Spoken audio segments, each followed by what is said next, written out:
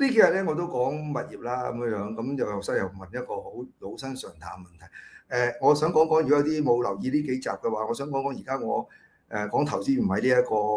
YouTube 頻道嗰度講，喺另一個 YouTube 頻道講嘅。下邊有條 link 你可以撳過嗰邊 subscribe 埋啦咁樣。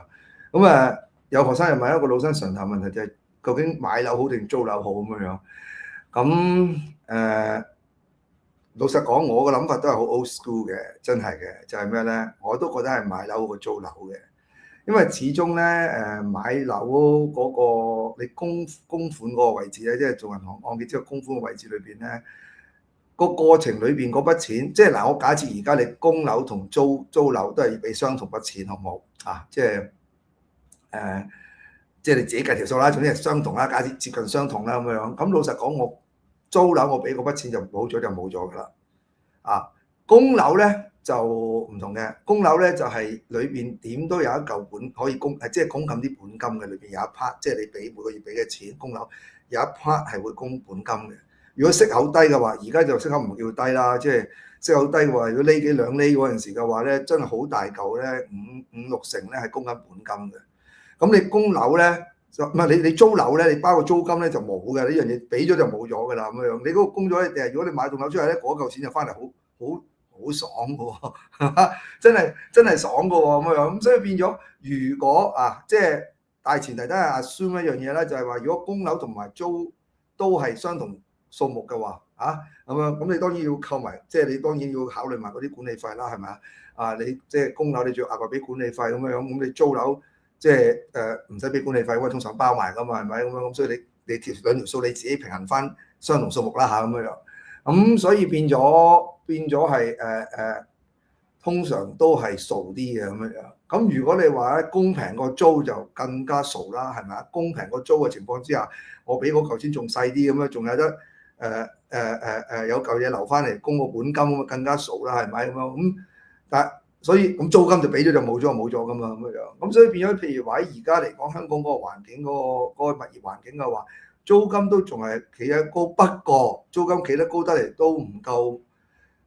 供款大嘅。而家依然係供款咧個數目都仲大啲嘅應該咁樣。咁所以變咗咧就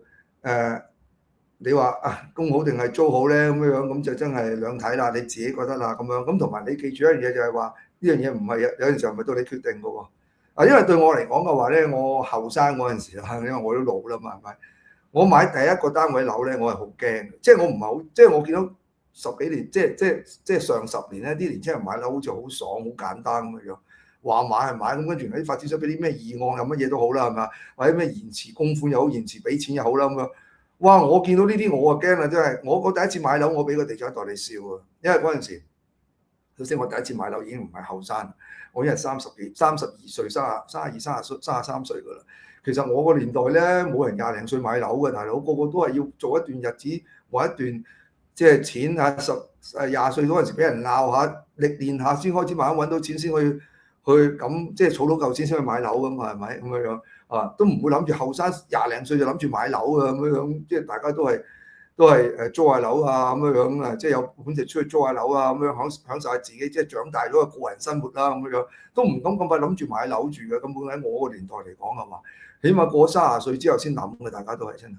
咁樣。咁我嗰陣時第一轉買，我係好驚嘅，因為點解咧？我驚銀行唔借錢俾我，因為大家都知我做補習嘛，係咪？我冇穩定收入嘅喎，就算係揾得大都好，銀行唔係咁睇噶嘛，銀行睇穩定收入噶嘛，係咪？咁所以變咗我嚟講嘅話，我係好驚銀行唔借錢俾我嘅喎，咁樣咁所以，但係而家啲後生仔唔驚嘅喎，咁有陣時唔驚好大鑊嘅。如果買咗銀行真係唔借嘅話，而家要求都高啊，唔借嗰陣時嘅話，你就真係左撲右撲，又要問財仔借，又問啲 beach loans 咁樣，喂，嗰啲就麻煩啦，嗰啲有問題啦，即係有死線嘅5年嘅啫，可能咁樣咁跟住你點還啊？又要揾到咩咯？咁可能嗰時係失業嘅話，咁就大鑊啦，咁你就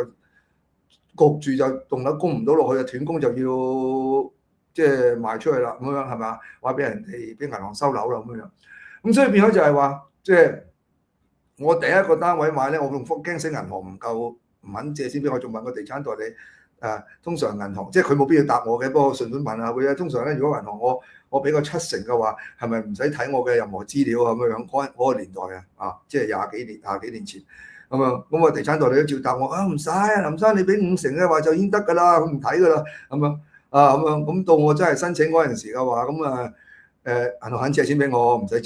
我攞咁多成，攞3成得啦咁樣。跟住個地產代理都笑我話：林生你即係咁睇小自己啊咁樣啊，要攞咁多成咁嘛？我話係咁啊，但係我冇收入㗎嘛，即係唔係我冇穩定收入㗎嘛？我哋做生意咁樣㗎，做保就做生意咁，大佬未必有㗎嘛，係咪先？咁等係哇唔通我俾咗個訂金之後，跟住又撻訂，我咪好傷係咪啊咁樣？咁所以變咗